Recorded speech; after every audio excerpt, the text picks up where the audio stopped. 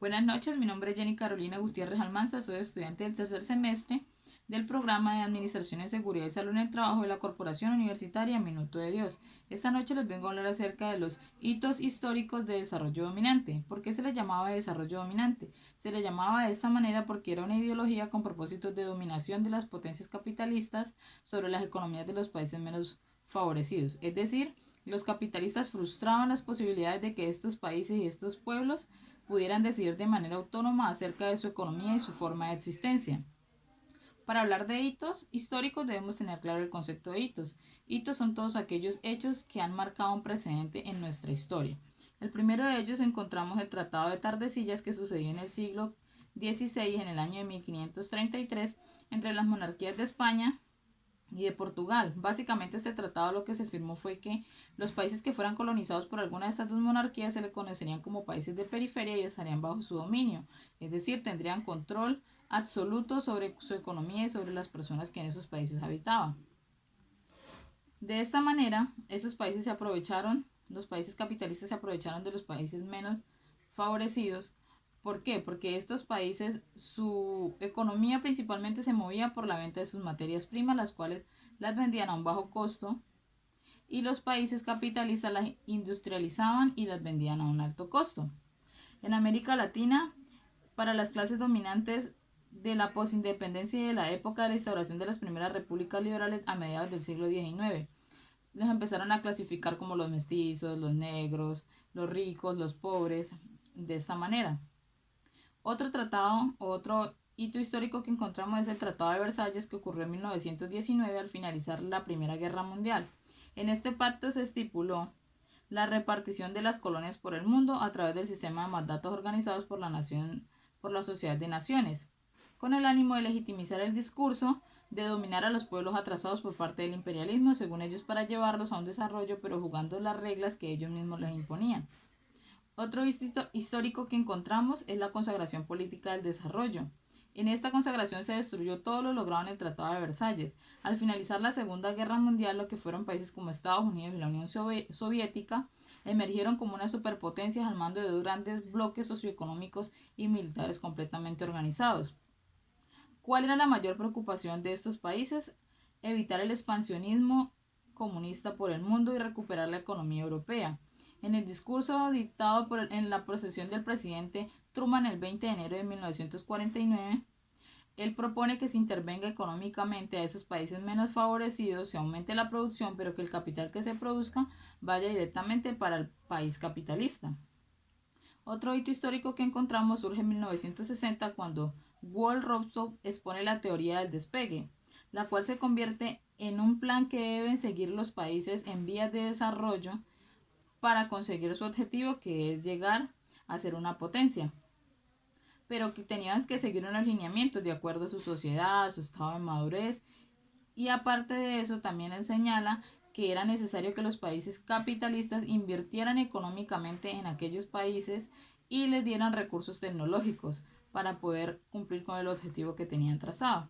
El otro hito histórico que tenemos nos aqueja en la actualidad, que es el círculo de la escasez, que se caracteriza básicamente por el hecho de que todo se compra y todo se vende.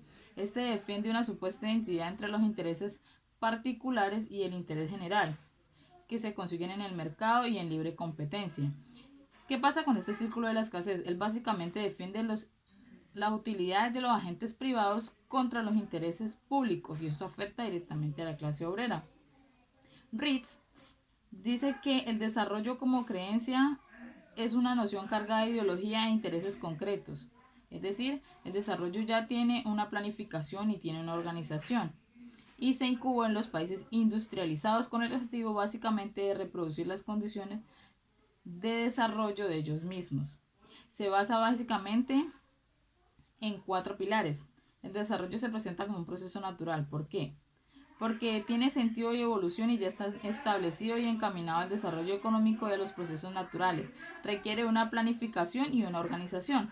Es por eso que algunos países latinoamericanos no han llegado a surgir, ya que las potencias del mundo han establecido un modelo de subordinación en ellos. La segunda etapa es el desarrollo, que es un proceso que se caracteriza por la continuidad, es decir, no se detiene. Presenta algunos cambios en el aspecto, mas no en su naturaleza. ¿Cómo lo entendemos? De que un país nunca va a dejar de ser un país y jamás va a dejar el camino al desarrollo, solo que va a presentar pequeños cambios de acuerdo a los obstáculos que se le lleguen a presentar, pero hay países que logran ese desarrollo desde la subordinación y otros lo logran desde la dominación. Otro pilar del desarrollo es que es una dinámica con carácter temporal y acumulativa. En la política y en la economía se habla de países subdesarrollados o en vías de desarrollo. ¿Y esto por qué lo hacen? Con el fin de supuestamente mostrarles un camino para el desarrollo para que puedan lograr los objetivos que tienen trazados. Hacen ver que es una situación temporal y que no va a ser para siempre.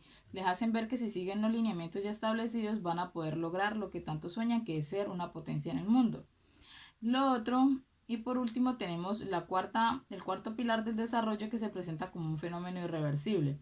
Es decir, que sin importar los fracasos económicos, políticos o sociales que se lleguen a presentar en el país no se va a detener. Él siempre va a buscar una estrategia que le permita surgir.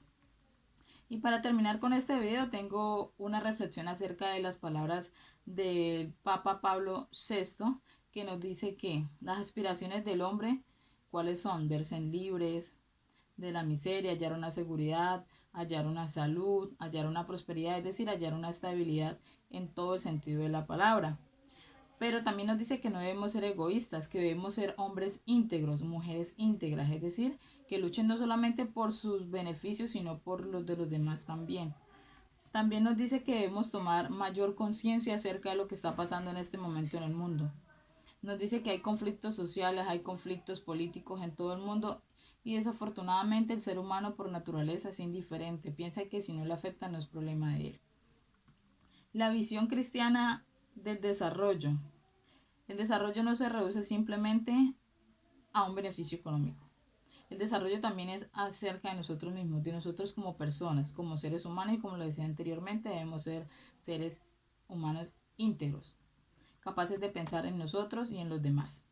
Y por último tenemos la vocación al desarrollo, y es que en los designios de Dios Él nos dice que Él nos trajo a la tierra con un propósito, y el propósito es de servir y ser servidos, es decir, servirle a los demás en el momento en que nos necesiten, brindarle nuestro apoyo, obedecer los designios que Él nos dejó para tener una vida llena de éxitos. Muchas gracias.